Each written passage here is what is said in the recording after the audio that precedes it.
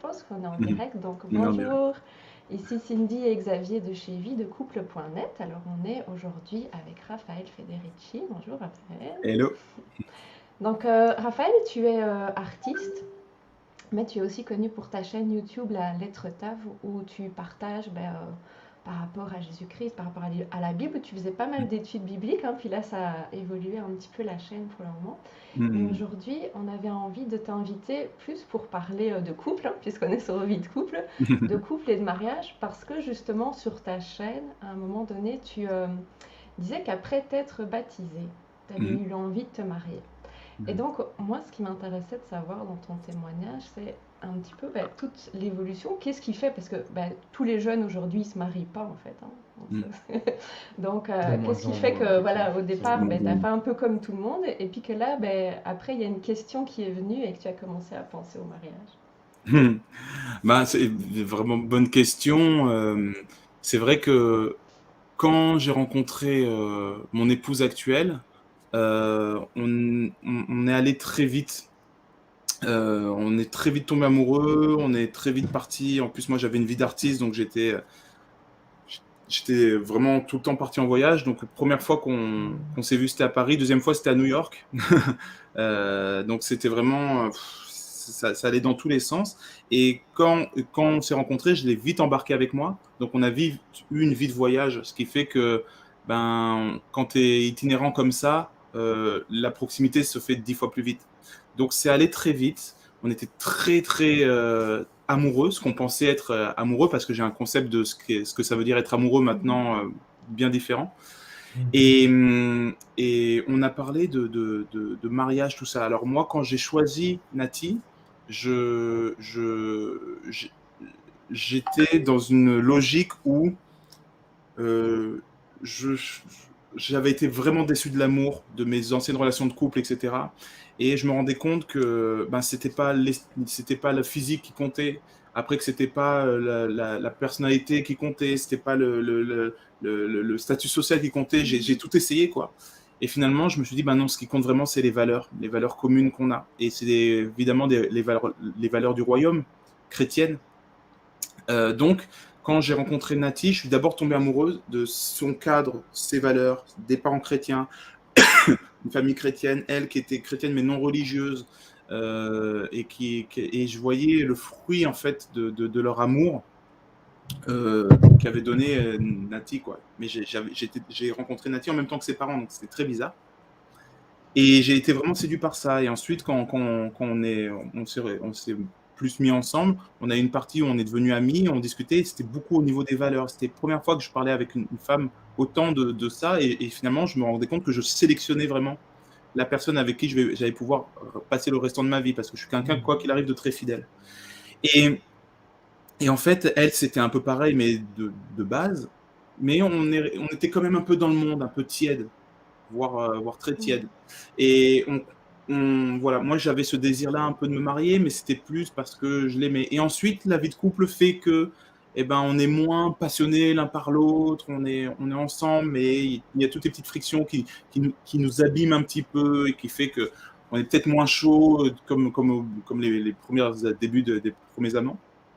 Et je l'ai demandé en mariage très vite, fiançailles, mais pendant 4 ans, il n'y avait plus rien, quoi. Il me semble que c'est 4 ans. Et en fait, dans ma vie chrétienne, dans notre vie chrétienne, on a commencé à aller de plus en plus loin dans l'onction, dans la compréhension de qu'est-ce que le Saint-Esprit, notre intimité avec le Seigneur, tout ça.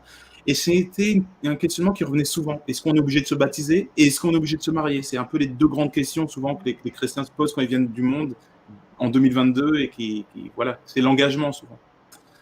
Et là, à un moment donné, moi, j'ai eu la conviction qu'il fallait qu'on se marie. Donc, pendant presque 2 ans, je voulais me marier. D'ailleurs, il faut savoir que pourquoi j'ai demandé Nati en fiançailles, c'est Dieu qui m'a parlé audiblement dans ma tête. Il m'a dit demande-la en mariage. Mhm. Et j'ai entendu peut-être 3 fois la voix audible de Dieu dans ma tête, et ça, c'était la deuxième fois. Donc, c'était vraiment impressionnant, et j'ai fait ok, ben oui, je vais la demander en mariage. Pas de souci, Seigneur. J'ai pris la bague, j'ai cherché la bague, je sais pas où, j'ai fait une grande déclaration devant toute la famille, tout ça. Mais on s'était un peu essoufflé, on était là en mode, bon, on se mariera un jour, mais on a eu un enfant entre-temps. Donc, bon, est-ce qu'on va pas attendre qu'on soit pas en train soit d'allaiter, soit de courir à gauche à droite, qu'elle soit un peu grande, comme ça elle portera les alliances, et on se donnait des excuses. Sauf qu'à un moment donné, Dieu nous a parlé très clairement, pas audiblement cette fois-ci, mais presque plus fort qu'audiblement, pour nous dire que ça suffisait, on se mettait en fait même en danger spirituel de ne pas se marier. Et quand je parle de danger spirituel, c'est aussi, il faut le comprendre, par rapport à la responsabilité qu'il nous avait donnée dans l'église. Moi, j'avais déjà la lettre TAV, j'étais déjà suivi par des personnes, je montrais déjà, j'étais déjà un peu un éclaireur dans mon domaine. Donc, Dieu a dû parler plus fort. Et en fait, quand ça s'est produit, que nous a parlé, on s'est marié en 1 mois. Et on s'est même un peu mis notre famille à dos parce qu'ils ne comprenaient pas, pourquoi on se mariait aussi vite, et de même, pourquoi on se mariait tout court. Parce que dans nos conditions, tout ça, c'était pas forcément, on n'avait pas forcément les finances, mais on l'a fait. Et de ça, on a découlé des milliers de bénédictions, c'est incroyable, encore aujourd'hui. Et c'était donc l'année dernière, en juin de l'année dernière. Est-ce qu'il y a eu, je vais dire, des conversions qui se sont faites au fil de votre couple?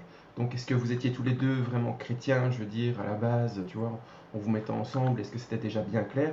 Ou est-ce qu'au contraire, je veux dire, votre chrétienté ou votre foi a évolué et changé dans le temps, tu vois, avec votre couple? Et si ça s'est fait comme ça, mais comment ça s'est passé, en fait, ça serait peut-être intéressant aussi de... Oui. Alors oui, au départ, Nati était pas vraiment convertie en fait. Elle s'en est rendue compte plus tard. Elle croyait en Dieu, elle s'appelait chrétienne, mais c'était chrétien que de nom, et on l'a appris plus tard vraiment en découvrant les Écritures. Et moi, j'étais pas baptisé du Saint-Esprit, qui est quand même une étape qui est énorme. Donc j'avais pas les révélations, les pleines révélations. Et même en étant baptisé du Saint-Esprit, il y a eu un temps où j'étais pas actif. J'avais la foi, mais j'avais pas les œuvres. Et on dit que la foi sans les œuvres est morte. Donc, en étant non actif, j'étais baptisé du Saint-Esprit non actif, donc tiède. Donc, j'allais pas vite, quoi. Il y avait plutôt le côté mode tortue que mode vent impétueux du Saint-Esprit.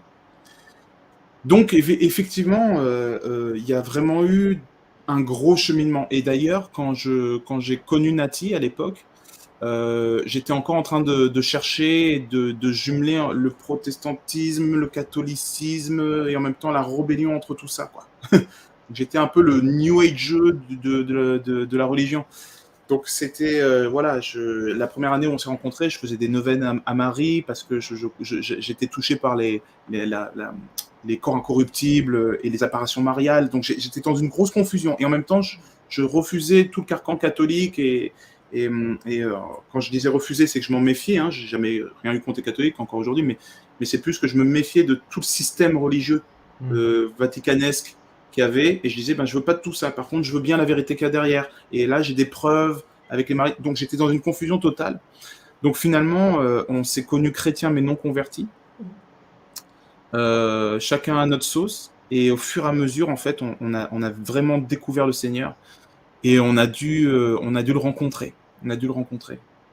Mais il a jamais été absent.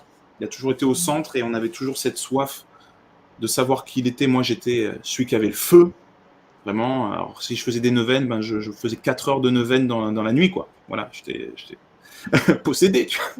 Et Nati, elle, c'était plus non, mais moi j'ai une relation avec Jésus depuis que je suis enfant. J'ai pas besoin de prouver quoi que ce soit. J'ai pas besoin de prier d'une certaine façon, tout ça, nana. Donc, on était deux gros contrastes. Mais à nous deux, du coup, on a fait l'enquête. Moi, j'étais bouillant et je l'ai amené à sortir de sa tiédeur. Et elle m'a ramené à la simplicité de la parole et de Christ et de qui était Christ. Donc, tous les deux, on s'est vraiment portés et aidés. C'était très fort. Et on a découvert ce qu'était l'amour ensemble, pour la première fois. Surtout que elle, j'étais son premier. Elle se préservait pour la bonne personne. Donc déjà, bon, elle avait quelques points. Moi, ce n'était pas le cas, malheureusement. Mais j'ai réussi j'ai réussi à amener mon système de valeurs que j'avais appris toutes ces années avec la Bible, avec ce que je connaissais et mon côté bouillant. J'arrivais à amener vraiment à pousser notre couple à aller chercher Dieu, à avoir une relation, à mettre Dieu au centre, Christ au centre, etc. quoi, dès le départ. Voilà. Il y a plusieurs choses dans ce que tu dis. D'abord, moi, j'ai envie de savoir comment a évolué justement ta notion d'amour. Tu disais, elle n'est pas la même qu'avant. Mais aussi, peut-être pour les personnes qui ne connaissent pas vraiment, c'est quoi la différence entre chrétien non converti, avoir le baptême du Saint-Esprit. Est-ce que tu peux expliquer un petit peu? Ouais. Alors, pour commencer, l'amour. Ah, l'amour. L'amour, je me suis rendu compte, et au travers de mes recherches bibliques, et au travers d'expériences, mais surtout de mes recherches bibliques, parce que l'expérience n'est rien sans l'instruction du Saint-Esprit, je pense. C'est que l'amour tel qu'on le conçoit au début d'un couple n'existe pas. Tu n'es pas amoureux de la personne, tu la désires physiquement, sexuellement. Tu désires pas passer ta vie avec elle, tu désires passer la vie avec cette personne-là maintenant, tout de suite, son corps, qui elle est, tout ça. La question qu'il faut se poser, c'est ok, cette personne-là, d'un coup, elle est brûlée au 4e degré sur l'entièreté de son corps, elle perd 2 jambes et un œil. Est-ce que tu l'aimes? Non, tu te tires. Et à la rigueur, parce que tu es chrétien, tu dis je vais rester et tout ça, est-ce que c'est de l'amour? Non, c'est de la pitié. Donc en fait, ce n'est pas de l'amour au départ. L'amour se construit, l'amour se découvre. Être amoureux, c'est un stade de la relation. Tu aimes l'âme, tu aimes l'esprit et l'âme de la personne, et son corps vient en dernier. Alors, je pense qu'il faut savoir se désirer, il faut même entretenir le désir, il faut savoir être beau, être belle pour son partenaire, etc.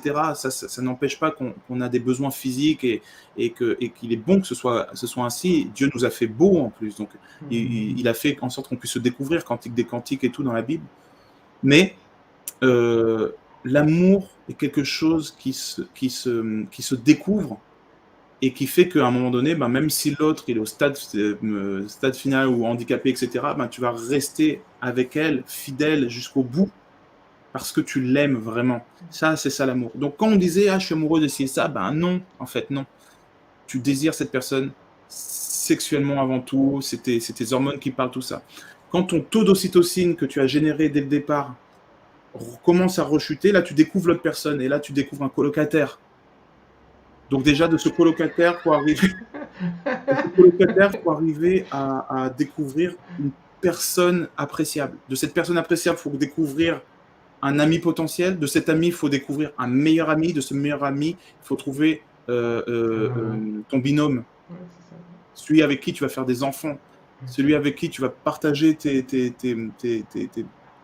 toutes les choses de ta vie. Celle que tu vas mettre en priorité entre tous les humains. C'est énorme. Parce que moi, je vois comme une hiérarchie.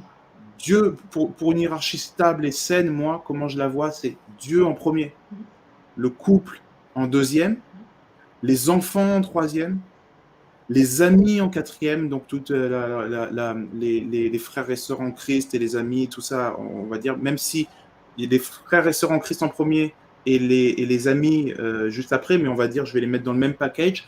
Ensuite, le travail, ensuite le loisir. Et si je garde cet alignement-là, en fait, c'est un ruissellement. Comme Dieu est en premier, sa grâce va ruisseler sur mon couple. Vu que je vais entretenir mon couple et cette amitié, ce couple va ruisseler sur mes enfants et il va avoir bonheur. Vu qu'on va avoir une famille stable, tout ça, ça va ruisseler, etc., etc., etc. Donc, je vois vraiment l'amour comme quelque chose qui naît d'abord de l'amour qu'on a avec le Père. Notre relation avec le Père va définir l'amour que je vais avoir pour l'autre. Et une fois que j'ai entretenu ça, cet amour de couple va définir l'amour que je vais apporter à mes enfants. Parce que si on se déchire entre couples, déjà, qu'est-ce que je vais amener à mes enfants? Si ce n'est des disputes, des excès de colère à un moment donné. Ah ouais, non, c'est pas le moment, là. Demande à maman. Tu vois et du coup, il y a quelque chose de... Voilà. Donc, il a fallu qu'on l'apprenne, tout ça, et qu'on évolue. Donc, pour moi, je fais la différence entre l'attirance sexuelle, l'attirance, même tu peux tomber amoureux d'une personnalité, Aussi, il n'y a pas forcément que le physique, hein, il n'y a pas de souci, mais on va dire que c'est une attirance charnelle, de façon générale, charnelle. C'est rare qu'on tombe amoureux d'une personne, même si la personne est incroyablement magnifique dans son esprit, tout ça. Si elle est asexuée, c'est compliqué. C'est pour ça que je mets le mot sexuel, parce que si on remonte à la quintessence des quintessences, on est quand même aussi là-dedans, quoi. Adam a connu Ève, tu vois. Il a connu Ève. Mais on va dire de point de vue charnel, et ensuite on bascule avec faut travailler ensuite son couple pour pouvoir se découvrir. Et pour moi, le métier le plus difficile au monde, c'est celui de couple, en fait. Voilà. Mais ensuite, la différence entre les différentes étapes de chrétiens baptisés du Saint-Esprit et foyants, ce que j'appelle foyants, j'appellerais ça plutôt disciples, c'est quoi? C'est que au départ, on croit en Jésus parce qu'on nous a dit que Jésus c'était bien. C'est un peu l'histoire des enfants baptisés. Ok, on m'a mis de l'eau sur le front, c'est cool, mais c'est pas moi qui ai décidé, on a décidé pour moi. Ok, super. Donc là, je me définis comme chrétien. Mais est-ce que chrétien, ça veut dire sauvé? Non. Non. Chrétien, c'est une appellation, c'est presque une étiquette sociale aujourd'hui. Je suis chrétien parce que... Pourquoi? Parce que je vais à la messe de temps en temps. Parce que mes parents le sont. Voilà. Donc nous, on peut avoir ce stade, moi je définirais ce stade-là chrétien. Ça veut tout et rien dire. Ensuite, il y a être né de nouveau. Là, je comprends ce que Jésus a fait à la croix. Je comprends qu'il faut que je me détourne de ma vie passée. Tout ça, j'en veux plus. Le monde, j'en veux plus.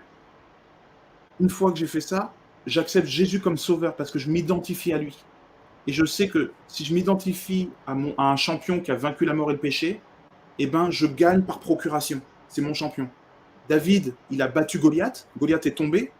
Ben, tout le peuple hébreu a gagné parce que David a lancé un caillou.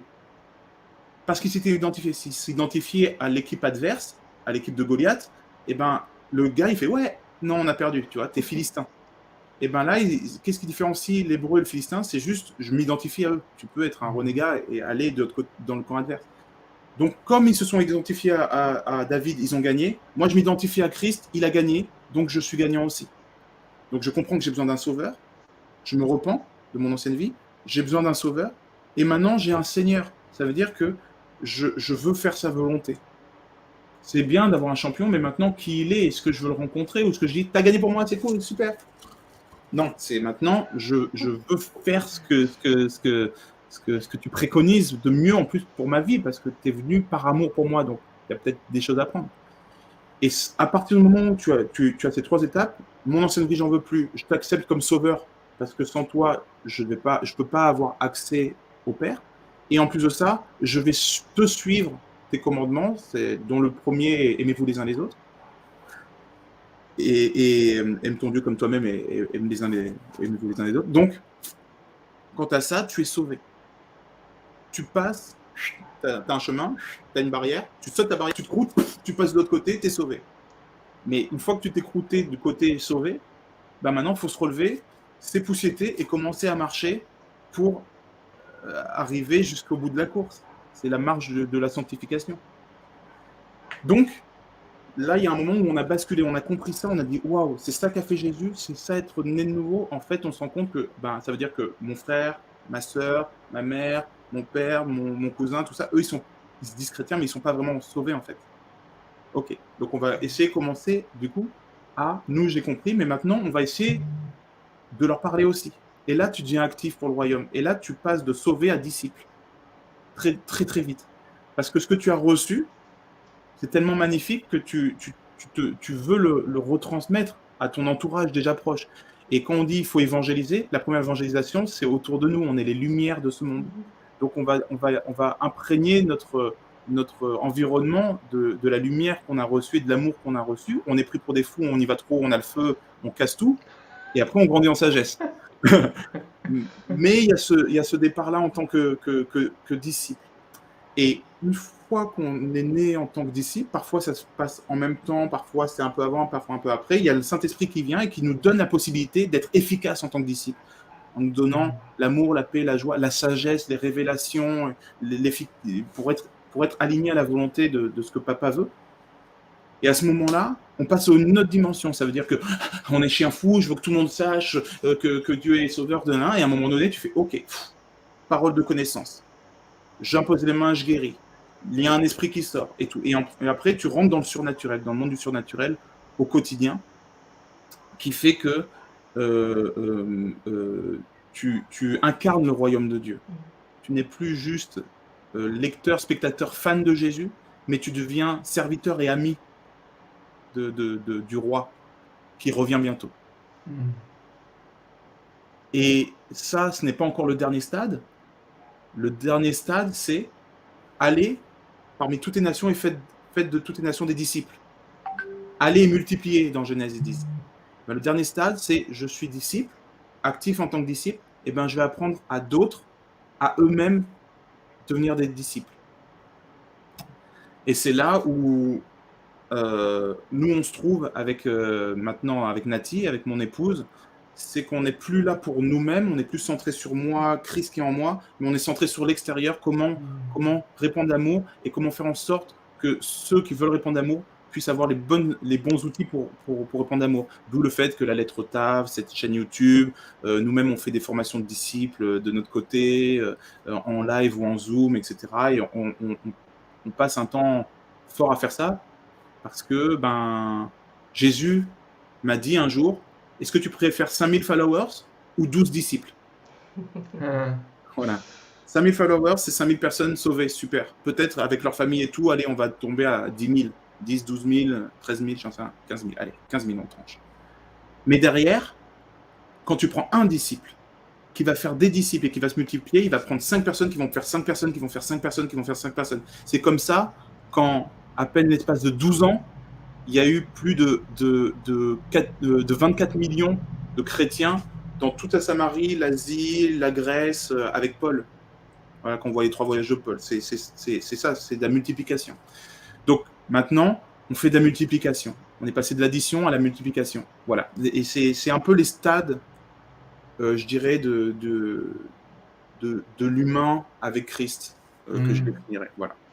Et dans tout ce cheminement dont tu parles, il y a bien sûr la lecture de la Bible aussi.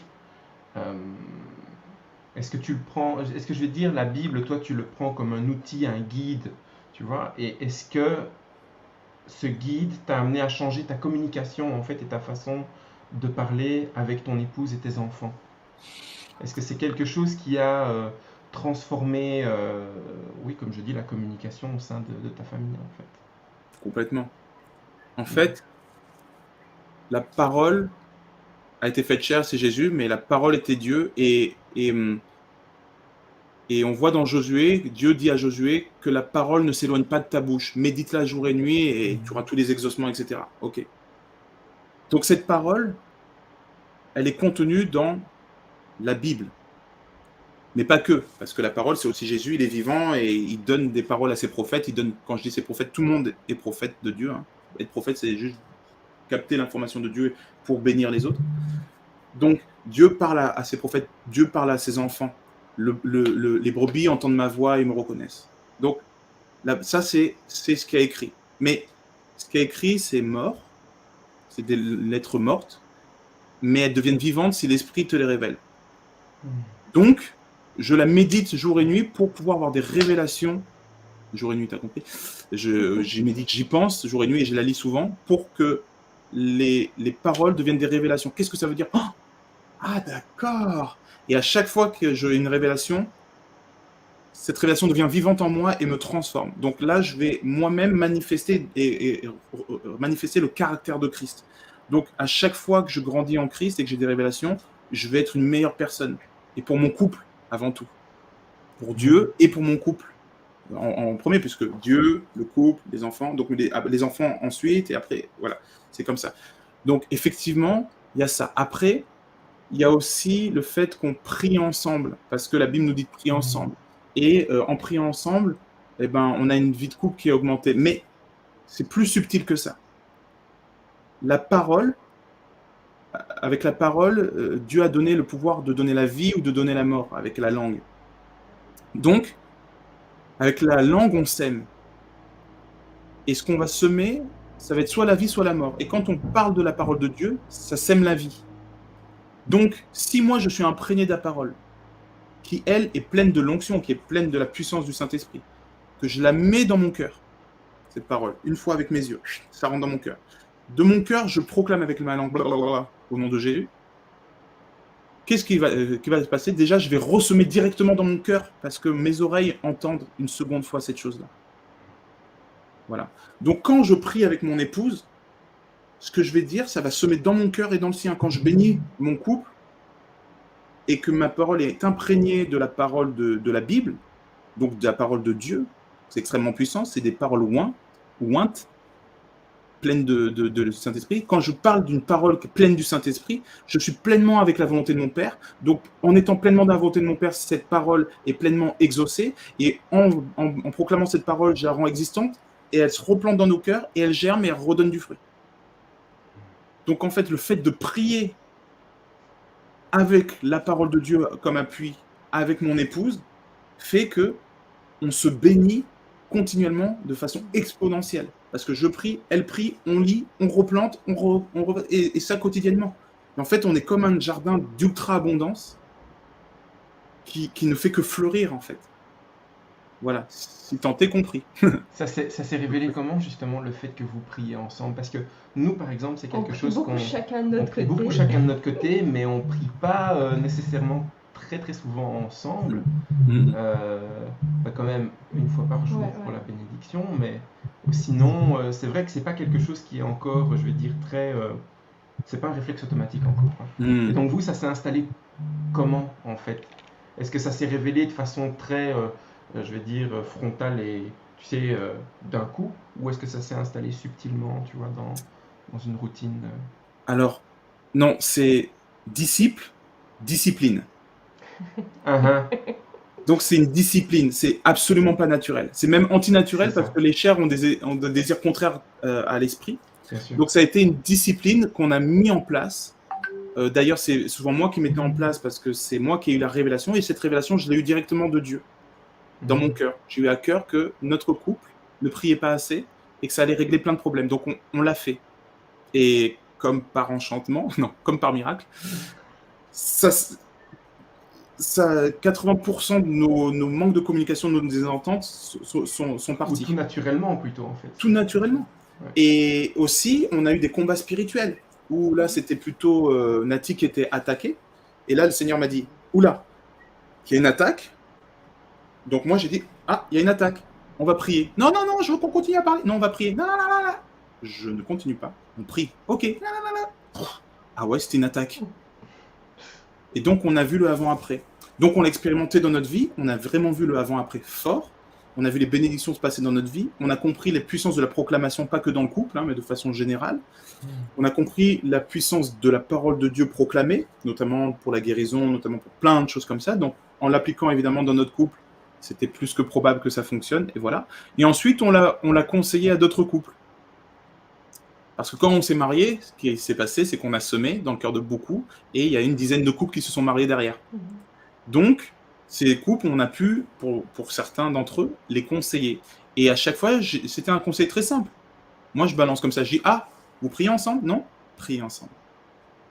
Juste priez ensemble. Discipline. Tous les jours, on prie. Il est 2 heures du matin, pas de chance, vous auriez dû mieux vous discipliner et le faire à une heure plus correcte, mais vous allez faire parce que c'est votre discipline, vous engagez par amour pour Dieu à faire ça dans votre couple. Et juste, vous faites ça au moins 1 mois et vous verrez. Mais il ne faut pas plus d'une semaine pour voir les bénéfices énormes que ça amène dans la couple, dans la famille et dans tout l'entourage. Voilà, il y a tout qui se transforme. Pourquoi? Parce que la première église, c'est la famille. C'est le couple, Adam et Ève. Donc, le premier endroit où Dieu vit, là où deux ou trois sont assemblés, je suis au milieu d'eux. 2, le couple. 3, le couple avec l'enfant. C'est un des mystères qui est révélé là-dedans. Donc, si, en tant que prêtre sacrificateur, on ne prie pas et on ne proclame pas la parole de Dieu dans notre église, eh bien, le Saint-Esprit ne peut pas s'exprimer comme il le voudrait. Donc, en faisant, on a encore plus de révélations sur ça, donc on fait encore plus et on a plus de bénédictions et à la fin on devient accro parce qu'on se rend compte que la machine ne fonctionne pas du tout à la même vitesse quand on prie et quand on ne prie pas. Mm.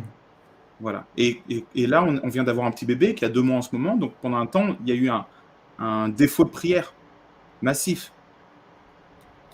Pas la même. Aïe, aïe, Ah, c'est pas la même. Plus la fatigue, plus c'est pas la même. À un moment donné, on a dit stop, tant pis, prière. Et on s'efforce de le faire. Voilà. On va Qu'est-ce se que- discipliner. Qu'est-ce que tu vois concrètement comme différence? Est-ce que tu peux donner un exemple pour les personnes qui nous écoutent? Ce serait un peu comme poser la question, définis la bénédiction. C'est tellement vaste, tellement vaste. Mais évidemment, je vais jouer le jeu en donnant des exemples premiers et concrets. On se parle mieux. Mhm. C'est la petite phrase ouais, ben, t'as qu'à le faire. À ton avis. Tu vois, on réceptionne mieux quand l'autre a pas forcément comme ça. On est plus à l'écoute de l'autre. Genre, ah, qu'est-ce qui lui ferait plaisir? Ah ben, tu vois, elle aime bien quand les coussins sur le canapé sont bien alignés. Bon, ça sert à rien, mais je vais le faire. Tu vois. Les petites attentions, ça c'est énorme. Ensuite, il y a les bénédictions même financières. Notre couple est béni financièrement, on attire d'un coup dans chacun de notre vie des vies de couple. Notre bénédiction au niveau des ministères. Le ministère de mon épouse grandit, mon ministère grandit, et ensemble, on grandit en même temps. La bénédiction sur notre communication avec Dieu. Ça veut dire que elle a une info, j'ai la deuxième, elle la réceptionne, je la réceptionne, on connecte et on obtient la révélation. Mm. Parce que Dieu, évidemment, nous confronte l'un et l'autre en disant, vous êtes un couple, je vais donc vous donner que la moitié. Chacun de son côté. Il va falloir que vous vous réunissiez pour avoir la totalité du message. Donc il y a des choses qu'il ne va donner que dans la prière aussi. Donc, en fait, il y a plein de petits blocages dans notre vie, avec les enfants, avec nos beaux-parents, avec nos familles, avec la maison, avec les finances, avec tout ça, qui ne peuvent se régler que quand nous-mêmes, on a débloqué le truc. C'est comme, en fait, on ne fait qu'une seule chair. Donc, ce serait comme une personne. Quelle est la différence entre avant ta prière et quand tu priais pas et après quand tu t'es mis à prier? C'est exactement la même relation. Donc, la prière dans notre vie individuelle, on voit à peu près ce que ça fait quand on l'a expérimenté. Et ben dans notre vie de couple, c'est exactement la même chose, mais à l'échelle du couple. Donc il y a des choses qu'on ne vivra jamais en tant que couple. Dans toutes les bénédictions, à tous les niveaux, on ne passera jamais ce niveau supérieur si de nous-mêmes, on ne devient pas une seule chair pour de vrai dans la prière, dans la relation avec Dieu. Voilà. Et c'est exactement la même chose à l'échelle de la famille, quand on a des enfants, quand ils sont en âge de prier, tout ça, etc., de pouvoir communier ensemble et tout. Et c'est la même chose à l'échelle d'une église. Si on est une assemblée de 4-5, par exemple, nous on a des petites églises de maison et tout, et bien si à cette échelle-là on ne se met pas à prier, on ne pourra pas en tant qu'église vivre ce que Dieu veut nous faire vivre en tant qu'église. Donc en fait c'est juste, tu peux rester en première tout du long, mais à un moment donné tu as 2, 3, 4, 5 vitesses, tu vois, voire 6. Donc voilà, ce serait un peu ça, je dirais, les bénéfices. C'est total. C'est total. Ouais, c'est ça, tu multiplies en fait les bénéfices de ta prière que tu fais seul. Mais du coup, je me dis, nous, on a la chance enfin, c'est comme Christy nous a rappelé en même temps, plus ou moins. Toi, je vois que dans votre parcours, vous étiez chrétiens de base tous les deux. Mais comment on fait s'il y en a un, tu vois, qui lui a rencontré Christ et l'autre pas du tout? Il est en résistance. Oui, il est en résistance, ouais. Ouais. Alors ça, c'est très simple. On est des disciples. Et des disciples, ça fait des disciples. Notre premier disciple, c'est notre couple. Voilà. Et si notre couple est au-dessus, d'accord, si moi je suis un peu en résistance et que c'est l'autre qui est un peu disciple, eh ben je vais être discipulé si l'autre joue son rôle de disciple. Si moi je suis un peu en avance, j'ai donc la responsabilité de tous ceux qui sont en arrière. Parce qu'on est un peuple de serviteurs. Donc celui qui est avant doit se mettre en dessous pour soulever tout le monde. Donc, je dois me mettre au service de la personne pour qu'elle puisse grandir. Et je vais devoir passer du temps, de l'énergie à faire grandir la personne. Je ne vais pas avancer tout seul dans mon coin en mode tu sais quoi, t'as raté le train, c'est quoi. Non, c'est OK. pour qu'on puisse prendre le train suivant, je vais t'accompagner, prendre du temps spécifique pour qu'on le fasse. Donc, c'est à moi de te dire qu'il faut qu'on prie tous les jours. C'est à moi de te dire, enfin, de te proposer. Hein. C'est à moi de te proposer de prier tous les jours. C'est à moi de te proposer de ci et ça. Et évidemment, quand on fait un disciple, on prie énormément pour lui. En fait, un disciple, c'est une dépense de temps, un investissement de temps énorme. Oui, c'est un investissement. C'est un investissement. Ouais, tout à fait. Donc moi, j'investis du temps à montrer en tant que disciple ce que c'est qu'être un disciple à ma femme, pour qu'elle-même puisse avoir des disciples aussi. D'accord? Donc je suis serviteur d'elle, j'essaie de lui dégager du temps pour qu'elle ait des moments de prière, j'essaie de lui dire, de l'engager dans des mouvements de prière, allez, on prie ensemble et tout. J'essaie de lui parler et de l'amener à des endroits où ça parle de Dieu et de l'imprégner là-dedans. Parce que, en fait, comme on n'est qu'une seule chair, si je vais tout seul, ça va casser. C'est pas possible. Je suis techniquement coincé. Et elle est techniquement coincée parce que si l'autre fonce trop, ben toi, tu vas pas pouvoir avancer correctement. Et si l'autre te traîne, et pareil, tu vois. Donc, il faut que les deux s'accordent pour aller dans la même direction. Donc, c'est un peu ça. Je dirais que, en tant que disciple, que ce soit pour quelqu'un qui est extérieur à notre famille, un nouveau converti qu'on fait en tant que disciple, ou notre femme, on doit faire la même chose. Prendre du temps, lui montrer les choses avec patience, douceur et l'exhorter, afin qu'il puisse être autonome et arriver au même stade que nous, voire dépasser le maître. Ça, c'est toujours... voilà. Bon, le mot maître, j'aime pas trop, mais on connaît le disciple dépasse le maître, voilà. Donc, c'est arriver à faire ça. Donc, le temps qu'on va définir à celui à qui qu'on veut aider dans le discipulat va être on récolte ce qu'on sème. Donc, le temps qu'on va passer en entretien d'un jardin va être autant de plaisir à en déguster les fruits. Mais parfois, il y a des saisons. Il y a une saison pour labourer, une saison pour planter, une saison pour arroser, une saison pour récolter. Et voilà. Donc, entre couples, c'est exactement la même chose. Oui, c'est ça. Mais ça demande aussi de te renforcer d'abord toi-même, d'abord toi-même la foi. Parce que si tu essayes d'y aller tout de suite, dès le départ, enfin, c'est parce que je vois des choses, parfois c'est un petit peu compliqué aussi si toi-même tu n'as pas encore vraiment de la force, je dirais. Eh bien, je C'est dirais... ce que je veux dire. Je dirais... Tu vas me dire le contraire, je sais. Hein, le contraire. Je dirais le contraire. On apprend en apprenant. Oui. Oui. En fait. Mais donc, est-ce que tu le ferais même avec ta famille proche, ça? Je le fais avec ma famille proche. Ouais, c'est ça. Par exemple, techniquement, je forme ma mère à être un disciple. C'est ça. Et mon père aussi. Mais tes parents, tu le disais, avaient déjà une ouverture chrétienne Ouais. dans ce cadre-là. Quand Oui. justement tu es dans une famille où il n'y en a pas, qu'est-ce que tu conseillerais justement? Alors, j'ai pas exactement compris ce que tu voulais dire. Donc ça veut dire, par exemple, admettons, tu vois, dans ta situation, Ouais. que tes parents ne seraient pas du tout chrétiens. Tu vois. Ouais. Oui, ils sont Comment est-ce complètement que tu aurais athées ou procédé? dans un autre Vraiment, truc. Ouais. ils sont dans le monde, c'est quelque chose de pas abordable, c'est quelque chose de Ah très ouais. compliqué. Qu'est-ce que tu ferais? Je ferai exactement ce que j'ai fait pour eux. Je prie pour eux. Oui, c'est ça. C'est ça. Ouais. Ouais, c'est ça. Et la prière du juste a une forte efficacité. Ouais. Voilà.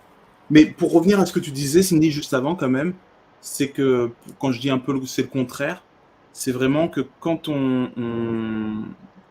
quand j'ai quelqu'un qui est converti, je lui dis, ok, si ça te dit, je te montre comment être un disciple selon ce que la Bible nous enseigne. Et je vais te donner des outils pour le faire. Et ben, en le faisant, moi-même, je vais grandir et le Saint-Esprit va me montrer comment lui montrer. Et dans cette dynamique, je suis dans l'obéissance. Donc, dans cette obéissance, dans cette volonté de servir le Seigneur va me donner, le Saint-Esprit va me donner les outils pour le faire. Et après, je leur dis, faites vite des disciples.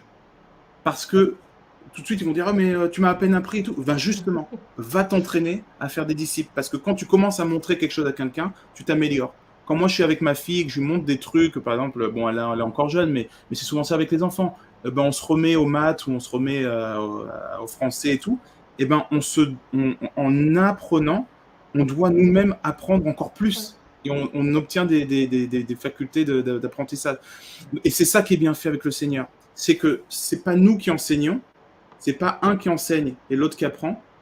C'est Christ, c'est le Saint-Esprit qui nous enseigne et nous, on transmet ces enseignements entre nous.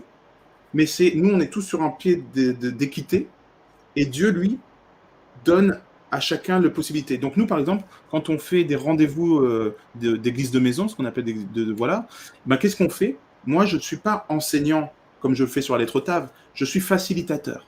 On est 4-5 et je donne la parole à chacun à peu près à égalité et je conduis la réunion pour que chacun puisse avoir des révélations personnelles du Saint-Esprit. Donc c'est exactement ce que je fais par exemple avec ma femme. Ma femme, je lui dis, OK, on va prier. Ensuite, je lui parle de ça. J'ai lu ça, qu'est-ce que tu en penses? À quoi ça te fait penser? Qu'est-ce que tu comprends de Dieu dans cette situation-là? Comment tu pourrais appliquer ça à ta vie? Comment tu pourrais appliquer ça à ton disciple? Et là, elle va me dire, ah ouais, si, ça, ben peut-être que ça, je pense. Et là, boum, elle a une révélation et moi, je fais. Voilà. Parce qu'en fait, on se met à disposition les uns les autres pour recevoir le Saint-Esprit. Il n'y a qu'un seul enseignant, le Saint-Esprit. Donc, on peut être parfaitement faible, et ben c'est tant mieux, parce que c'est quand on est faible qu'il est fort. Ça, c'est la grosse tendance avec Dieu. C'est quand on est faible qu'il est fort. Donc, voilà. C'est puissant. Moi, j'ai fort remarqué l'importance de la prière les derniers temps. Et d'ailleurs, on a fait une émission radio sur ça, où on invite les conjoints à prier pour leurs conjoints, justement, parce que parfois, on oublie de faire ça. Et on a reçu du Seigneur donc cette mission de faire vie de couple. Magnifique. Mais jusque-là, je ne savais pas encore exactement en fait de quoi il s'agissait. Pour moi, c'était ok, on va commencer à faire des vidéos, on va parler de certaines choses et tout. Mais ce que je remarque ces derniers temps, c'est je reçois des rêves et après je contacte la personne et je dis voilà ce que j'ai rêvé. Ah ben oui, c'est parce que j'ai vécu une rupture. Ah ben oui, c'est parce que hier on a eu une dispute. Ah ben oui, c'est parce qu'on n'a plus de relations sexuelles. Et donc je comprends que je dois prier pour cette personne. Et donc là, maintenant je comprends que vie de couple, c'est pas forcément les vidéos comme on fait ici, ça sert parce que ça met des petites graines, mais c'est aussi, comme tu disais, c'est l'esprit qui envoie. Et après, moi, ça passe par la prière, parce que je ne sais pas vraiment faire autre chose pour ces couples-là, c'est eux qui vont faire le travail, mais je pense que la prière aide beaucoup. Ah oui. En fait, on n'a pas idée de la puissance de la prière, je pense. Ouais, c'est souvent le cas. On ne prie pas assez parce qu'on ne voit pas les résultats dans le physique. Mais si on voyait, si pendant 10 secondes, on voyait ce qui se passe quand une personne prie, je pense qu'on rentrerait chez nous, on mettrait un pyjama et on ne sortirait plus. Et on prierait. Parce que souvent, le résultat de la prière, on ne le voit pas tout de suite. Donc, on se dit, ah bon, je prie, mais il n'y a pas forcément ci, ça. C'est pas ça. C'est que la prière remplit des vases. Dieu a dit, par exemple, on va parler de guérison. Cette guérison de cœur, elle a un vase de 20 litres. Et toi, à chaque prière, ta foi fait que tu remplis qu'un litre. Tu vas remplir 1 litre, 2 litres, 3 litres, 4 litres, 5 litres, 7 litres. Ah ça ne marche pas. Mais non, mais il faut 20 litres en fait. Dieu a défini 20 litres, mais tu ne le sais pas. Tu n'as pas le contenu, le contenu, tu ne connais que le contenant que tu mets. Donc, c'est ça. Et parfois, prier à plusieurs, c'est beaucoup plus efficace parce que là, tu vas par 2 litres chacun et voilà. Mais si on voyait dans l'invisible à quel point on remplit, attends, mais il reste 3 gouttes, n'arrête pas là. On ne ferait que ça, prier, on verrait à quel point c'est efficace. Et le nombre de fois où Jésus nous promet qu'en son nom, ce qu'on demande sera exaucé, si ça aligne à sa volonté, prier sans cesse, etc. En fait, on le fait pas. Mais aujourd'hui, quand le Saint-Esprit te révèle en plus quelque chose, tu sais que tu ne pries pas pour du 200 litres, tu vois. Tu sais que c'est à ta portée. Donc, quand tu as une personne que le Saint-Esprit t'envoie une personne, un couple et tout, etc., et que tu dis comment je peux faire pour l'aider, mais oui, la prière, c'est même pas la meilleure chose à faire, c'est ton rôle. C'est notre rôle, c'est de prier. Et moi, quand j'ai des disciples, par exemple, quand je forme des disciples de Christ, pas les miens, quand je forme des disciples, qu'est-ce qui se passe? Déjà, je commence par leur dire, choisissez 5 personnes autour de vous et vous vous engagez à prier pour elles tous les jours. Discipline. Tous les jours. Vous priez même 20 secondes pour elles, c'est pas grave. Mais vous priez pour elles tous les jours. Pendant combien de temps? Jusqu'à ce qu'elles soient converties. Ça va? Comme deadline. Et les gens, qu'est-ce qui se passe dès le premier temps? Ils disent, waouh, j'ai mis cette discipline. En 1 semaine, ma vie a changé. En 2 semaines, ma vie tremble. En 3 semaines, j'ai le feu, je suis en joie, j'ai les frères et sœurs, tout se transforme en fait. C'est souvent ce qui se passe. C'est souvent ce qui se passe et c'est pas souvent ce qui se passe, ça se passe rarement pas comme ça. Donc en fait, quand tu commences à mettre une discipline de prière, qu'est-ce qui se passe? Non seulement il va se passer des choses pour la personne, mais avant tout, il se passe des choses pour toi. Sûr. Parce que tu passes du temps avec papa, papa t'enseigne, le Saint-Esprit te remplit, il transforme ton caractère, il te donne des opportunités, les gens vont venir à toi et tout, et tu es le premier bénéficiaire de la prière pour l'autre. Oui, Mais en puisque plus de ça, finalement, Dieu, lui, il sait ce dont on a besoin. Donc, c'est pas pour c'est lui, ça. c'est pour nous, finalement. Exactement. Voilà, Et on remplit des vases. la Dieu n'a prière a pas voulu les cieux transformé sans ma nous. vie, hein, ouais. T'as dit quoi? La prière a littéralement transformé ma vie. Moi, ça a fait un flip comme ça d'un coup. Ah ouais. Et Hmm. c'est indescriptible en fait. C'est indescriptible. Et je ne sais pas si vous le faites, mais essayez-le ça. Vous vous engagez à prier, déjà ensemble, une fois par jour, Ouais, ça de toute façon on va le faire Et, depuis, ça c'est clair. Ouais. et à choisir 5 personnes pour qui vous priez, Ouais, quoi moi, qu'il j'ai arrive. j'ai ma liste de personnes là, Voilà. que je fais tous ça, les Il jours. faudrait peut-être que je mette personne. une liste en place parce que Ouais. je prie pour beaucoup de monde, mais c'est toujours un peu Moi, c'est au toujours les moment mêmes. où ça me vient, tu vois. Et des nouveaux en plus. Ouais. Mais après, ça Exactement. s'allonge, tu C'est vois. ça, discipline. On se doit d'avoir effectivement une liste. En fait, Dieu, il nous donne une mission bien concrète. Moi, regardez, je vous montre sur mon téléphone, j'ai une liste. Au milieu, Excellent. il y a mon prénom. Ouais. Et après, il y a Julien, Lionel, Yvon, Christian, Quentin, et toutes les personnes que je peux toucher. Qui, tu vois? Ouais. Et ça, Et de c'est mon plan derrière, ça se d'attaque. ramifie encore et Et après, encore. ça se ramifie parce que ça, c'est si je les touche, toutes les personnes qui peuvent être touchées par rapport à eux. Je ne vais pas forcément Ouais. prier pour eux. Mais tout ça, c'est des plans d'attaque. En fait, l'Église s'est mise dans une mentalité de paix. Alors qu'on devrait être dans une mentalité de guerre. Parce que c'est la guerre. Il n'est pas venu apporter de la paix, mais l'épée. Il dit qu'on n'a pas à se battre contre la chair et le sang, mais contre toutes les puissances de ce monde, les autorités, etc. En fait, l'ennemi veut nous tuer continuellement et essaie de tuer les gens. Et nous, on est donc techniquement en guerre spirituelle. Donc, Complètement. on l'appelle l'Éternel des armées parce qu'il forme des soldats. C'est pour ça qu'on a une armure du chrétien. Et on se doit, en fait, d'être discipliné. Donc moi, si je veux pouvoir être utilisé par Dieu pour pouvoir démanteler les trucs de l'ennemi, non seulement sur moi, mais c'est surtout chez les autres, du coup, parce qu'à un moment donné, quand un four est bouillant, les mouches ne se posent pas dessus. Hein. Donc là, on va... C'est une belle image, ouais. C'est génial. J'adore. Et quand on est dans cette configuration-là, on doit être discipliné. Sinon, on se fait casser la figure, clairement. Hein. Donc, là, moi, je vous conseillerais, même à vous et ceux qui regardez, essayez ce truc-là. Je vais même faire un jeu sur ma chaîne YouTube. Je vais essayer de faire un truc comme ça, un challenge. Choisissez 5 personnes qui ne sont pas encore nées de nouveau. Elles peuvent connaître Christ, elles peuvent se dire chrétiennes, etc., mais qui ne sont pas encore nées de nouveau. Repentance, Sauveur, Seigneur. Et vous priez tous les jours pour ces personnes, jusqu'à ce qu'elles soient convertissent. Vous allez voir que ça va se transformer. Et dès que vous pouvez, vous appelez la personne, vous la voyez en physique, vous essayez d'avoir des nouvelles, des nouvelles pour pouvoir... Voilà, si c'est une personne d'Australie que vous ne voyez jamais, c'est plus compliqué d'avoir un retour. Mais au moins 5 personnes que vous pouvez toucher physiquement ou au moins au téléphone, par Internet, vous ne connaissez pas encore le Seigneur vraiment, et vous vous donnez cette discipline-là. Qu'est-ce qui va se passer?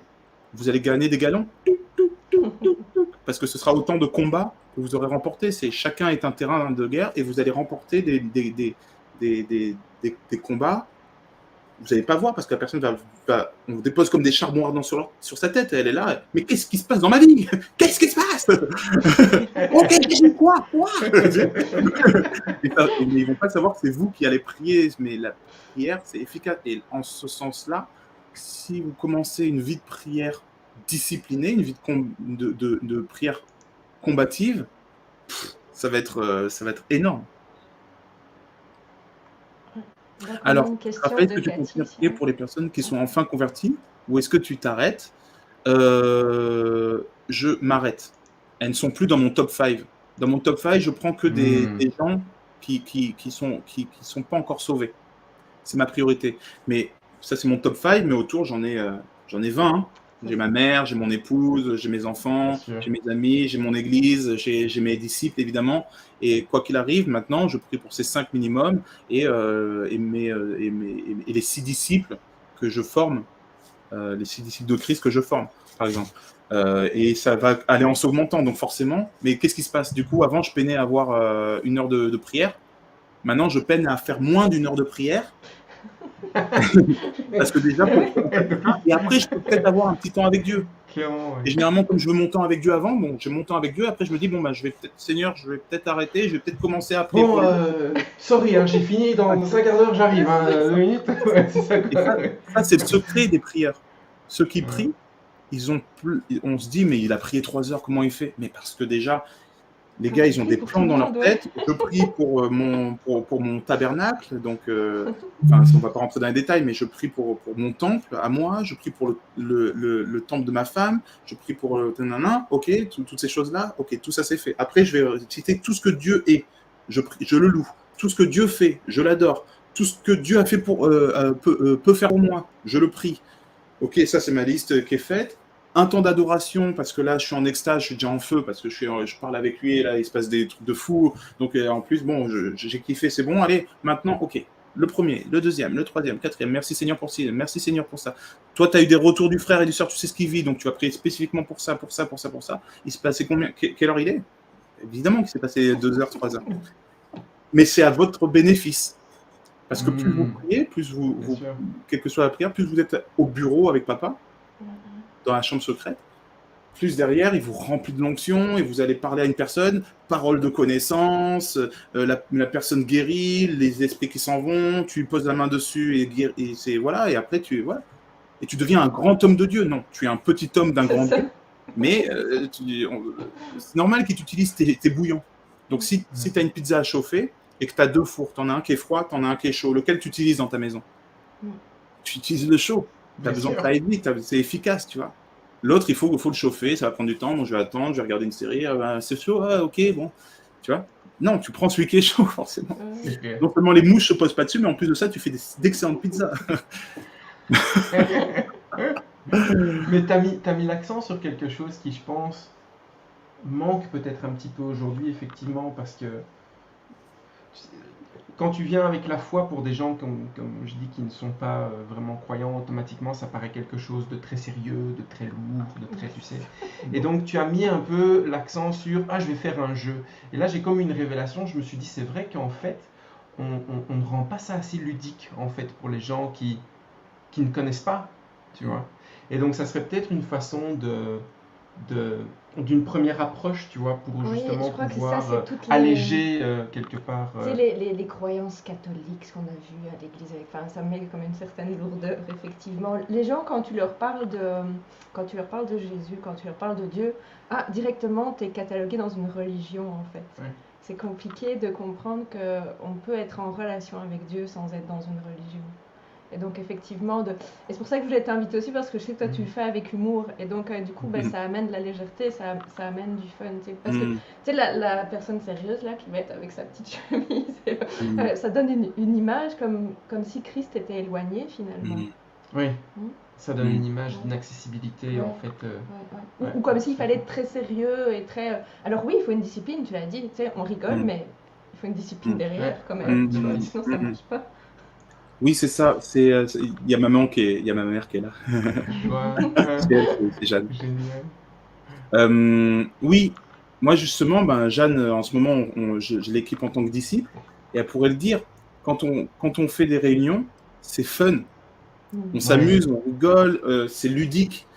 Quand ils repartent avec des petits papiers, comme je vous ai montré là. On fait des petits dessins ensemble. Allez, remonte-moi ton papier. Non, je n'ose pas. Vas-y avec tes mots. Alors là, c'est ça, ouais, excellent, ouais, bravo. Tu vois, on est vachement dans ce truc-là. Il faut qu'il y ait de la joie, il faut qu'il y ait du fun. Moi, c'est aussi pour ça qu'il y a des gens qui m'ont dit, mais tu devrais te couper les rastas en tant que je sais pas quoi. Et de quoi tu me parles? Moi, un de mes plus grands atouts, c'est que les gens, ils me voient, ils me disent, toi, t'es chrétien, mais pourquoi faire? Parce que je suis pas en train de te parler de religion. C'est ça. Je suis pas en train de te parler de religion, je suis en train de te parler de relation. C'est la vraie vie et c'est génial. Donc en fait, je pense que il y a un besoin de créativité, il y a un besoin de de rire et un besoin de tout ça sans en faire le côté loufoque, tu vois. Alors, non, c'est Ouais. ça. Mais juste en fait, euh, plus de gens jeunes, cool, qui parlent avec des vrais mots, tu vois. C'est pas avec le langage, le langage hyper soutenu du Hmm. chrétien, tout ça, mais avec un langage où tu veux. Bah, c'est pas. Est-ce que je peux prier pour toi et demander au Seigneur une bénédiction particulière? Non, c'est est-ce que je peux demander quelque chose à papa pour toi? Mm. Papa, c'est qui? Bah, moi, j'ai une relation avec Dieu et j'appelle papa parce que bah, je le connais personnellement. Ah ouais, papa et tout, ok, ben oui, bah, c'est gentil, ouais, je veux bien. Tu vois, ça détend tout de suite ce truc. Bien Parce que sûr. c'est papa, quoi. C'est rien d'autre que, tu vois, un chat ou, tu vois, ou un, je sais pas, qu'est-ce que un suricate. C'est rigolo, un suricate. Eh ben, il a une relation avec Dieu et cette relation qu'il a avec Dieu, elle est parfaite. C'est un suricate. Moi, je suis un humain, bah, ma relation, elle doit pas être, elle est supérieure qu'un suricate, mais elle doit pas être plus sérieuse, en fait. Il m'a fait avec amour et il m'a fait avec humour. Dieu se marre, Dieu rigole. Oui, ça c'est souvent une question qu'on se pose. Enfin, moi je me Est-ce la qu'on pose peut, pas parce est-ce que qu'on j'en peut suis faire de convaincu. l'humour, oui. Non, non, c'est surtout Aussi. est-ce que Dieu a de Est-ce que l'humour? Dieu a de l'humour? Ah oui. Moi je peux te dire qu'au vu de certaines créations, il doit en avoir beaucoup. Hein, parce Bah que... ouais, bien sûr. La création déjà, ça tu c'est le clair vois. et Et net. puis moi, je le constate combien de fois j'ai dit des trucs, je priais tout ça, et je l'ai entendu. Alors je dis entendu sourire ou entendu rire. C'est pas audiblement, mais je sais qu'il rit. Je Ouais, sais que ouais, ça l'a ouais, fait rire. Parce que tout à moi-même, fait. ça me fait rire derrière. Alors que c'était pas drôle selon moi. Mais du coup, comme il rigole et je sens ce rire, je ris. Mm. Et je sens cette connexion ou ce sourire-là, tout ça. Et oui, effectivement, quand on est, avec, quand on a une bonne relation avec lui, c'est une relation normale. C'est qu'on l'a intégré à notre vie en toute Hmm. chose. Tu vois, c'est normal. Il m'a fait comme il veut que je sois. Donc moi, en fait, je fais pas un effort d'humour. Je suis comme ça. Très J'aime bien. me faire rire, j'aime mimer les trucs. Je suis plein de bêtises dans ma bouche. Voilà, je me fais rire et du coup, ben, je balance ça comme je suis. Et devinez quoi? C'est de ça dont il avait besoin pour parler à plein de personnes qui apprécient ça. Mais il y a plein de personnes qui ne supportent pas ma façon de parler et c'est OK. Ils préfèrent Oui, bien celui qui est sûr. hyper sérieux parce que ça les rassure et c'est bien que ce soit comme ça. Il faut plein de personnalités pour toucher plein de monde. Mais c'est vrai que ça manque de gens cool, détendus, tout ça. Et là, je suis en train justement de me réunir avec plusieurs personnes qui sont un peu influenceurs et qui sont des gens cool. Ils ont une casquette Marvel. Ouais, mais Marvel, c'est Satan. Non, non. Marvel, c'est Marvel. T'inquiète, lui, c'est Jésus. S'il y a Satan derrière, il se plie en deux. Parce que le gars, il a tellement d'onction que sa casquette Marvel, t'inquiète. Et, et le gars, quand il prie, tu as des délivrances, les gens tombent, les gens c'est ça, mais c'est un jeune, il a mon âge, ouais, il doit avoir 30-35, il est cool, il parle normalement. Et ça, en fait, ça va toucher toute une génération. Mm. Ouais. Voilà, qu'il faut ramener à l'église, mais la vraie église. L'église, c'est Ouais. le corps de Christ. Mm. Voilà. Donc, et expliquer que bah, on n'est pas obligé de se réunir dans des bâtiments. Tu peux le faire, mais tu n'es pas obligé. Et tu peux aussi te réunir à 4-5 dans un appart et boire un cappuccino en même temps que vous parlez de ce qu'a fait papa et du testament qu'il t'a laissé. Tu vois, tu as un testament, tu as un héritage, et on va lire le testament ensemble pour voir qu'est-ce qu'on a gagné. Et qu'est-ce qu'on peut gagner. Et qu'est-ce que les autres peuvent gagner si on leur donne aussi ce testament-là. Waouh, tu vois. Et là, c'est plus cool, tu vois. Ah ben oui, ben, venir boire un cappuccino pour parler de ce qu'il a fait pour nous et de ce qu'on peut faire pour lui, ça va. Il y a plus douloureux, quoi. Et en plus, tu passes un super moment, et en plus, tu te greffes à un esprit de groupe. Alors, si cet esprit, c'est un esprit qui chante, eh ben, tu vas kiffer parce que toi, tu as envie de chanter. Ou alors, tu vas amener le chant. Si c'est un esprit qui est plutôt sur le. On se marre, ben, vous allez vous piquer des fous rires de fou. Si c'est un esprit qui danse, un esprit qui danse. Si c'est un esprit plus sérieux, ben, tant mieux, tu vas pouvoir étudier, rentrer dans ton truc. Et si ça te convient plus, ben, tu changes un petit peu de groupe, peut-être, ou t'en fais un toi-même avec 4-5 personnes. C'est comme ça, en fait. C'est simple avec un grand S. Dieu est Ouais, simple c'est avec un ça, grand S. Oui, c'est ça que je dis souvent, c'est que ça ramène à la simplicité, hein. carrément. Ben, Mm. moi, je viens de Mm. plein de spiritualités différentes, Mm. chamanisme et tout ça. Et donc, mais c'était compliqué finalement. Mm. Quand tu reviens à Christ, c'est super simple. Tu es Mm. juste dans une relation et Mm. dans la prière et il n'y a pas 50 000 trucs autour de toi et tu n'as rien à chercher. Donc, je pense que c'est Mm. vraiment ça, c'est la simplicité. Ouais. Et ça, pour le couple, c'est aussi quelque chose d'important, revenir à la simplicité. Carrément. Carrément, Mm. se focaliser sur l'essentiel, en fait, surtout Mm. arriver à... Mm. Ça permet effectivement de remettre les priorités en place, quoi, tu vois. Mm. C'est ça, être sain aussi. Et... Ouais, c'est ça. Moi, j'aimerais rebondir ce que vous dites, c'est précieux, c'est vraiment précieux. Parce que avec mon épouse, on a vécu des choses dans notre assemblée. Alors, c'est pas groupe de maison, petit groupe de maison, mais plus assemblée, genre, c'est déjà une church, tu vois, une église. Hmm. Et on a senti des petits trucs qui se disaient, des ci et ça. À chaque fois, on se dit, ouais, mais le monde chrétien, c'est waouh, c'est magnifique et tout. Non, c'est pire que le monde. C'est pire que le monde parce que Satan est encore plus là-dedans que dans le monde. Donc, ils Bah, veulent il sait où détruire aller l'assemblée. attaquer, Donc, hein, il sait, forcément, voilà. bien sûr. Tu C'est t'entends- là tu où c'est t'entends le plus sûrement mieux urgent avec pour lui, hein, donc. C'est ça. Tu t'entendras sûrement mieux dans ton couple quand tu n'étais pas chrétien que quand tu es chrétien. Parce que quand tu es chrétien, d'un coup, il faut fermer les portes, monter les murailles parce qu'on veut ta peau, tu vois. Mais on s'est fait un petit peu rabrouer sur certaines choses et tout. Il y a eu des choses qui se sont passées. Et du coup, on a dû prendre des décisions, on a dû avancer dans notre vie de chrétienne. D'ailleurs, quand on voit les voyages de Paul, donc ce qui s'est passé dans au tout début des livres des Actes et comment ils se sont multipliés grâce à la persécution. C'est la Mhm. persécution qui a fait qu'ils ont dû partir de Jérusalem et aller à Antioche, de Antioche à Chypre, de Chypre à Antioche de Pisidie, Pisidie à Lystre, Lystre d'Herbe, d'Herbe, après ils sont partis jusqu'à Troas, Macédoine, Thessalonique, voilà, Éphèse, ils reviennent. Enfin, ça a été que parce que à chaque fois, ils se sont fait persécuter, ils ont dû bouger. Ils se sont fait persécuter, ils ont dû bouger. Mais où ils allaient, ils prêchaient l'évangile, ils guérissaient les malades, ils formaient des disciples, ils formaient des leaders, qui formaient des petits groupes, et ils bougeaient. Et là, des millions et des millions se sont multipliés. Donc nous, on a commencé à vivre ce qui est normal, ce qu'on doit tous vivre si on commence à être chaud, la persécution. Mais c'est pas la persécution avec des fourches, comme à l'époque. C'est plutôt la persécution. Ah, mais t'entends ce qu'ils disent, nanana. Ah ben ça parle sur toi d'un coup, ben, tu te rends pas compte, mais pourquoi? Mais je les aime. Ah bah oui, mais ça parle sur toi et on te pousse un peu. Ah ben non, attends, parce que tu as des révélations, tu t'en parles, c'est trop pour eux, et tu vois, et c'est normal. C'est normal. Merci Seigneur. Donc ça nous fait avancer. En nous faisant avancer, nous, on obéit au Seigneur, on cherche encore plus sa face, en couple, parce qu'en plus, on est un couple dans une assemblée, donc c'est en couple qu'on est sorti de l'assemblée, on n'est pas sorti officiellement, mais c'est comme si. Et derrière, on a des révélations, des frères et sœurs qui ont les mêmes révélations que nous, donc ils viennent et ils disent, ah ben nous aussi, on est chaud, allez, faisons ça ensemble et tout, et on se récupère. Et qu'est-ce qui se passe? Mais jusqu'à 4 heures du matin, on parle avec mon épouse. Oh, et t'as vu ça? Et ça, c'est pas normal. Et ça, bah, on devrait faire ça. Alors donc, dans ce cas-là, on devrait faire ça, ça. Sans critiquer. Parce que les murmures, c'est très dangereux. On ne parle en mal de personne. Ça, je le précise, parce que souvent, la chair se fait plaisir en disant, ah, t'as vu lui, ah, t'as vu elle. On parle de personne. On parle de la situation, l'esprit qui est dans cette église. Ça, avant, c'était comme ça. Maintenant, c'est plus comme ça. Et on parle toujours de façon globale, jamais des personnes, parce que les personnes, on les bénit. On ne les maudit pas en disant il est comme ci, il est comme ça, et c'est très très dangereux. C'est important de le préciser. La langue, on se maudit nous-mêmes et on maudit nos familles et on maudit tout ça avec la langue parce qu'on parle des autres. Très important. Parenthèse fermée. Mais jusqu'à 4 heures du matin, t'as vu ce qui s'est passé? Mais il s'est passé ça. Mais Jésus a agi comme ça parce que regarde, l'autre, il a une révélation, il a parlé en pleine assemblée de ça. Waouh, mais c'est ouf, mais ça veut dire que nous, il faudrait qu'on fasse ça. Ah non, mais on peut pas le faire. Si, on fait ça. Tu crois? Allez, prions pour ça.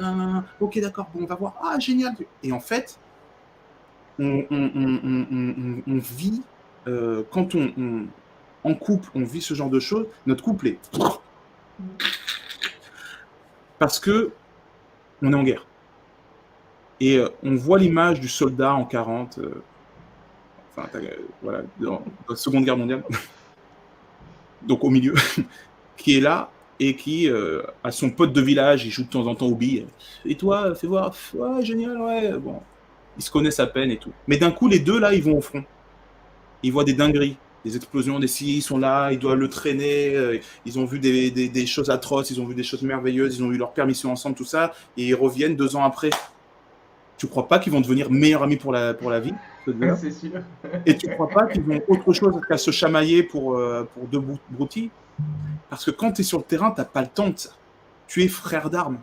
Et les chrétiens, les disciples du livre des Actes, la première église, c'était juste des frères d'armes. Ils se faisaient persécuter H24. Tu crois qu'ils se portaient broutilles? Ah oui, moi, c'est ça. Alors, il y avait des embrouilles. Il n'y a pas de souci. Il y avait des embrouilles. On voit, quand ils parlent à l'église des Corinthiens, on imagine bien que... Mais, en fait, quand tu rentres dans la game et que tu deviens actif en tant que disciple, mais là, ton couple, il augmente de fou.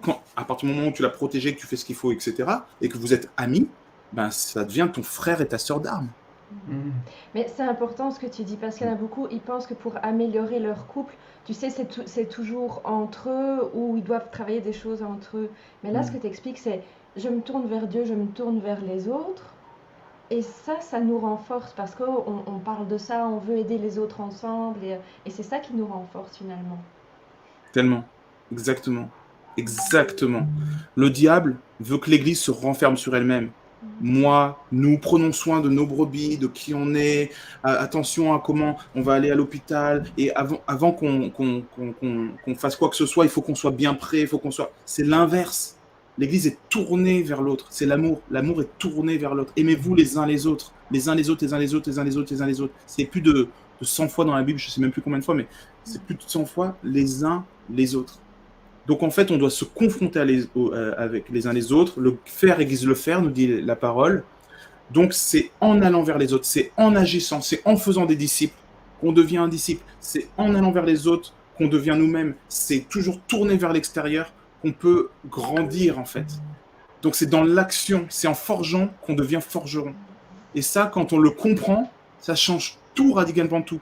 Tu arrêtes de dire « moi j'ai la foi, ça me suffit ». Non. Moi, je te montre que j'ai la foi par mes œuvres. Alors, c'est pas être faussement pieux et en retirer toute sa force. C'est pas ça. C'est parce que j'ai foi, je vais le faire. J'ai foi que ça peut guérir si j'impose les mains. Ah bah, je vais aller poser mes mains sur la personne. J'ai foi que si je demande à la montagne de sauter de là et de se jeter dans la mer, ça va fonctionner, bah, je vais aller demander. Bon, ça sert à rien, donc je vais pas le faire parce que bon, mais techniquement là, ça sert à rien. Donc, ce n'est pas la volonté du Père. Mais si j'ai foi, je fais. Les Juifs, en fait, eux, quand ils croyaient quelque chose, ils le faisaient, parce que la foi sans les œuvres n'était pas la foi. C'est une croyance, et la croyance n'est pas concrète. Donc un Juif, quand il a foi, il fait. Ça n'existe pas la foi sans croire. Ça, c'est grec. Les Grecs, ils disent, moi je crois, mais je ne suis pas obligé de faire. Je t'aime, mais je ne suis pas obligé d'être avec toi. Je crois en Dieu, mais je ne suis pas obligé d'avoir une relation avec lui. Je crois. Non, tu crois en Dieu, alors tu le fous, tu le cherches, tu avances avec lui, tu cherches la relation. C'est une relation, j'ai foi qu'il y a une relation. Bah alors, dans ce cas, je cherche cette relation et je fais la relation. C'est une différence vraiment de deux esprits, l'esprit grec et l'esprit hébreu. C'est vraiment très différent. Et nous, on a tendance à être dans l'esprit grec. Je crois en Dieu, mais je fais rien. Juste, je crois. Une fougère. Je suis une fougère. Et par le vent. Non. Si tu crois que la parole est efficace, alors tu proclames la parole. Si tu crois que la prière est exaucable, alors tu pries. Si tu crois que la personne peut être sauvée par tes prières et que le Seigneur va la sauver, alors tu fais ce qu'il faut pour que.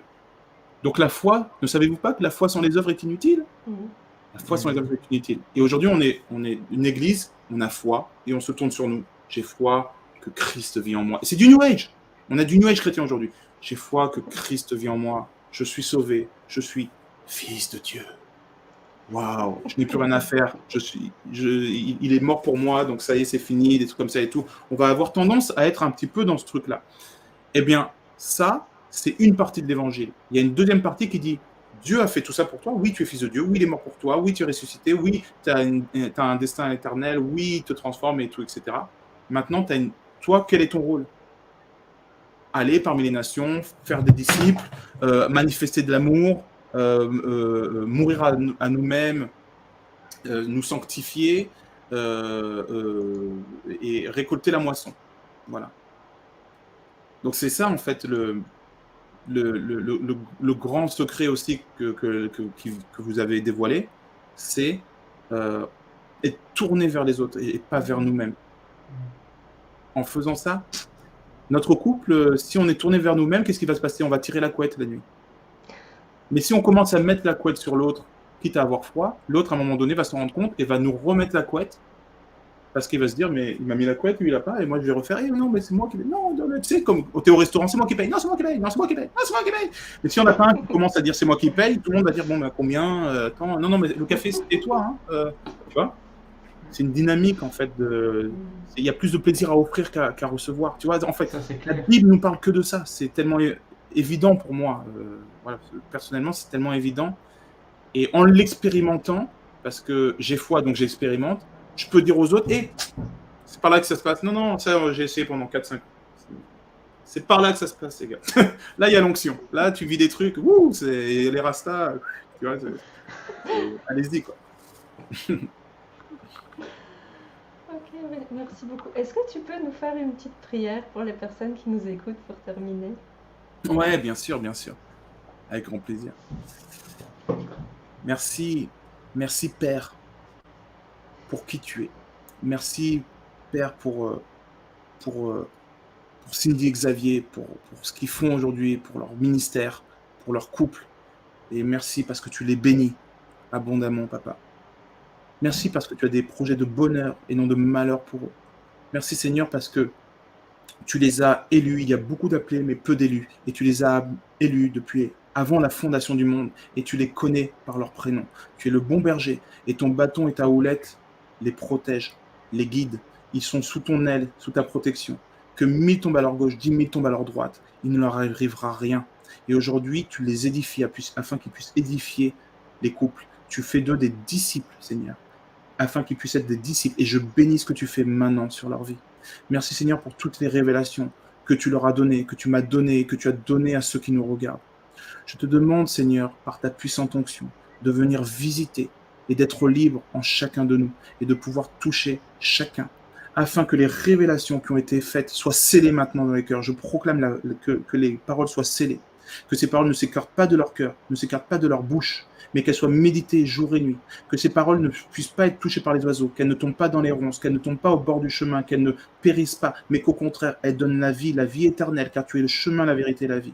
Et nul n'ira au Père sans passer par toi. Et Seigneur, tu es le potier, celui qui met l'or, qui met la substance précieuse dans ces vases. Et tu ne veux pas faire de nous des vases vils, mais tu veux faire de nous des vases d'honneur, Seigneur.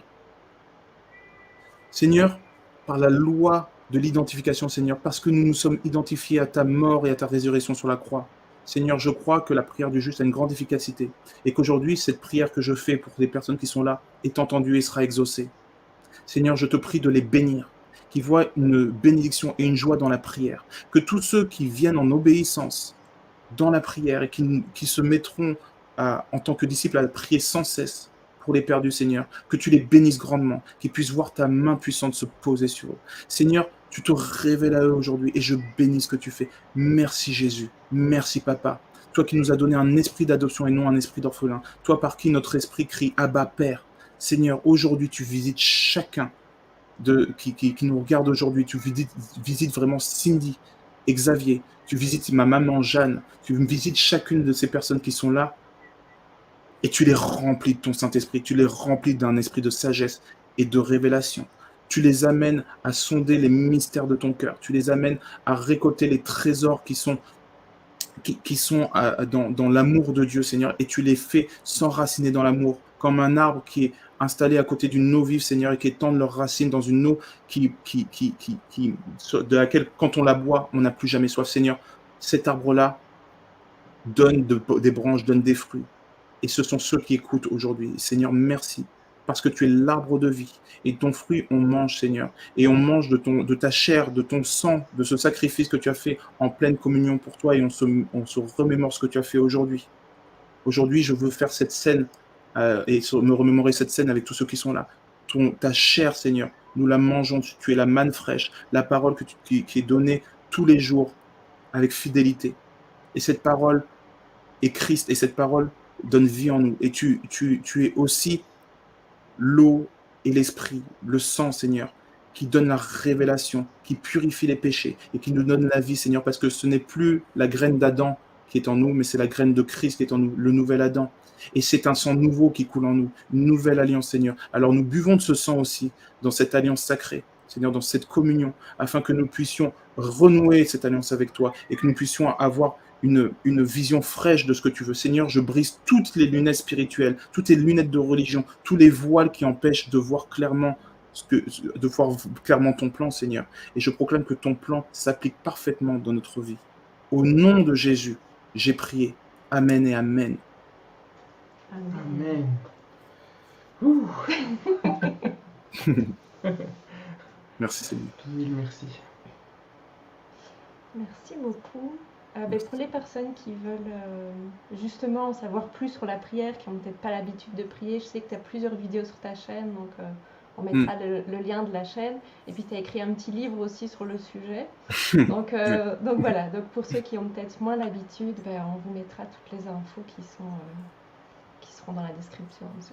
Oui. Chose que je dois encore beaucoup entraîner. La prière, c'est quelque chose que Eh ben, petite parenthèse avant de partir. Pour prier, c'est ce que je disais, c'est que là, ma prière, si vous avez remarqué, elle est imprégnée de la parole. Oui. Ça veut dire que je n'ai fait que citer et articuler des versets après versets après versets pour pouvoir vous l'offrir et la poser sur nous. Parce que comme c'est aligné parfaitement à la volonté du Père, parce que c'est sa parole, cette prière sera forcément très efficace dans nos vies à chacun. Et ça, comment on fait? Il faut lire la parole. Oui. La parole ne s'éloigne pas de toi, ne s'éloigne pas de ta bouche. Donc c'est vraiment ça.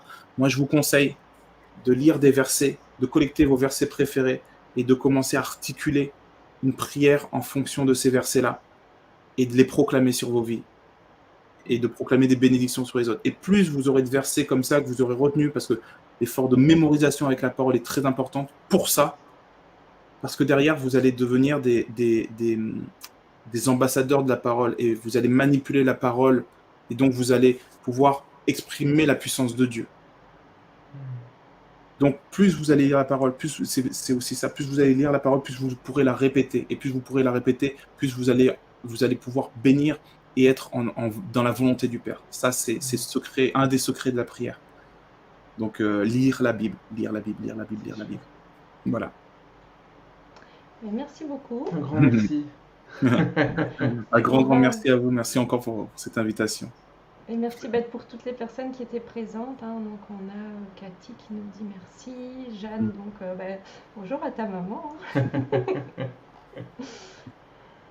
Un grand merci, à très bientôt. La rediffusion aussi.